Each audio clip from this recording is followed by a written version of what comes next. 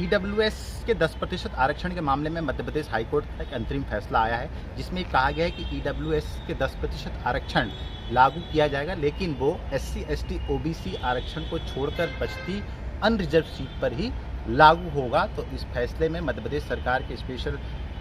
वकील रामेश्वर सिंह साहब हैं, मैं उनसे बातचीत करूंगा। साहब, इस फैसले को कैसे देखते हैं सर हाईकोर्ट के? जी, जो अभी मध्य प्रदेश हाईकोर्ट का जो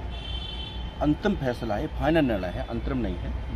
क्योंकि ये याचिका 2021 की थी और एक 22 की थी। इन दो याचिकाओं में मध्य प्रदेश हाईकोर्ट द्वारा अंतिम फैसला पारित करके संविधान के अनुच्छेद 16(6) का निर्वचन या इंटरप्रिटेशन करके व्यवस्था दी है कि एससी, एसटी, ओबीसी को ईडब्ल्यूएस रिजर्वेशन में एक्सक्लूड किया गया है, यानी कि इस वर्ग को ऑलरेडी सोशल रिजर्वेशन मिलता है, तो इनको इकोनॉमिकल वीकर सेक्शन में समायोजित नहीं किया जाएगा। तो सुप्रीम कोर्ट के जो जजमेंट है, 5 जजेस जजमेंट, उसके बाद जो मध्य प्रदेश हाई कोर्ट ने जजमेंट दिया है, ये मैं समझता हूँ देश का अभी तक का अपने आप में एक बहुत बड़ा फैसला है। और माननीय हाई कोर्ट द्वारा ये कहा गया है कि जो ईडब्ल्यूएस के लिए 10% रिजर्वेशन दिया जाता है, वो 100% में से 10% नहीं जाएगा, बल्कि जो अनारक्षित सीटें हैं, अनारक्षित सीटों में से 10% रिजर्वेशन ईडब्ल्यूएस के लिए एलोकेट होगा।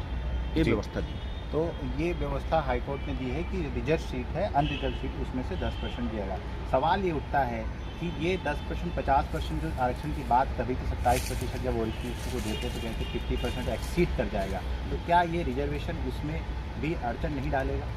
हाँ, ये बहुत महत्वपूर्ण प्रश्न है। अभी तक पूरे देश में एक परसेप्शन बना दिया गया है कि रिजर्वेशन 50% से ज़्यादा नहीं हो सकता है। तो इसमें पहला केस जो आया था 1963 में, बालाजी वाला केस आया था, और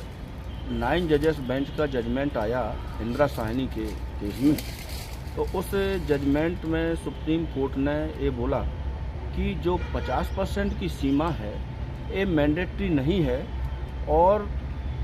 बदलती हुई परिस्थितियों में ये रिजर्वेशन बढ़ाया और घटाया जा सकता है। ये इंदिरा साहनी के जजमेंट के पैरा नंबर 810 में और 830 में स्पष्ट रूप से माननीय सुप्रीम कोर्ट की 9 जजों की बेंच ने व्याख्या दी है। और जहां तक कि 10% ईडब्ल्यूएस कैटेगरी का रिजर्वेशन है, ये रिजर्वेशन 50% की सीमा जो फिक्स की है, उसके ये अतिरिक्त होगा। ये माननीय सुप्रीम कोर्ट की 5 जजों की बेंच ने अपने फैसले में स्पेसिफिक रूप से स्पेसिफाइड किया। लगभग 5 साल हो गए, 2019 में ईडब्ल्यूएस का जो आरक्षण नियम लागू हुआ था। ये मान सकते हैं कि अब तक 100% में से 10% पोस्ट भर्ती की गई है। तो ऐसे में सरकार के सामने संकट आ गया कि जो ज़्यादा या गलत तरीके से पोस्ट भर्ती कर ली गई ईडब्ल्यूएस की, क्या वो बैक होगी?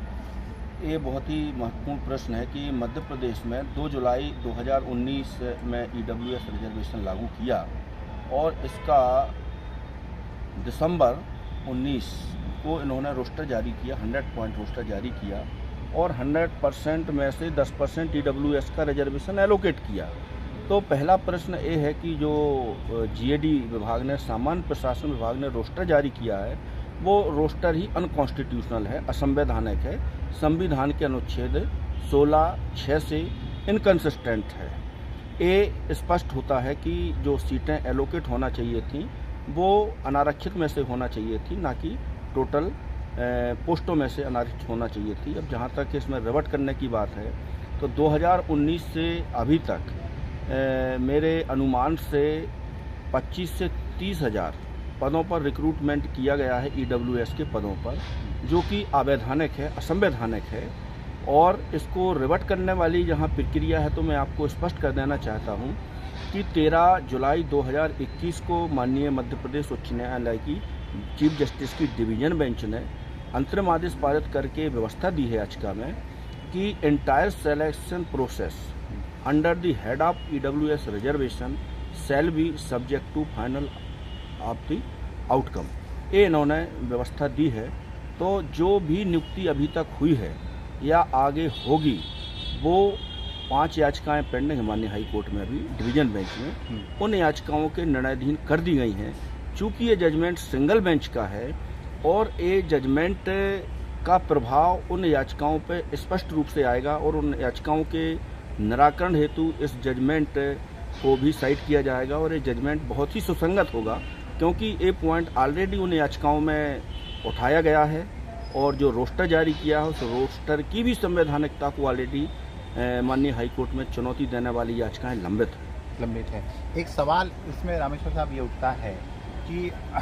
ये जो फैसला आया है हाईकोर्ट का 10% रिजर्वेशन, उसमें सामान्यतः ये माना जाता है कि पर्टिकुलर एक विभाग के बारे में लिया गया, तो ये इन जनरल सब पे लागू होगा, मध्य प्रदेश शासन के अधीन वाले सभी विभागों में लागू होगा, पर्टिकुलर इसी केस में? ये भी आपने बहुत अच्छा क्वेश्चन किया है कि जजमेंट इन रेम और जजमेंट इन पर्सोना, कुछ फैसले ऐसे होते हैं कि वो उस केस